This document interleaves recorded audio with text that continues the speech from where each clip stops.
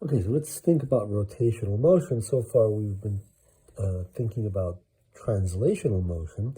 So here, let's imagine an object going around in a circle, and we're going to develop quantities that basically are very similar to what we've seen before. So this is really a unit that takes F equals ma and turns it into its rotational version. So we're going to have rotational versions of various quantities like F equals ma, kinetic energy, and so on. And that'll make it possible to solve problems that would otherwise be intractable. So here's an object that's moving in a circle. Let's say the radius of the circle is, well, whatever, r. And here's the object at some moment, and then later it moves an infinitesimal distance along here.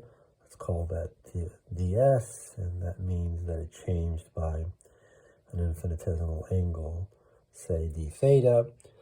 And we can sort of argue that that distance, that infinitesimal distance ds, is related to the radius by r d theta. And you can see that if you go all the way around, so that theta is 2 pi, then of course the total distance traveled is r times 2 pi, which we know to be the circumference. So it looks like the speed along the circle, ds dt, is equal to r d theta by dt, because we're just taking the time derivative.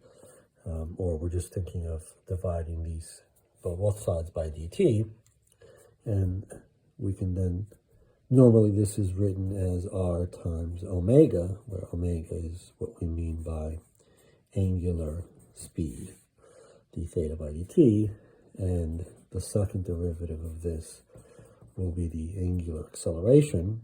Sorry, that's the linear acceleration along the circle. It'll be related to the angular acceleration because r is a constant, so we have r two derivatives in theta, of theta in time, which is r times d omega by dt, which is r times alpha.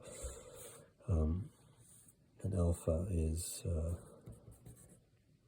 well, let's write it as angular acceleration in terms of theta. And so what we basically see here is that if we have an angular acceleration alpha, let's say alpha equals to some constant alpha naught, then we have an angular speed, omega, which is the integral of this. So we have alpha naught t plus omega naught, and we have the value of the angle, which is some theta naught plus omega naught t plus 1/2 alpha naught t squared. So what we see is that we have kinematic equations for rotational motion that are analogous to the kinematic equations for linear motion. It's just that we are replacing the linear quantities with the angular quantities.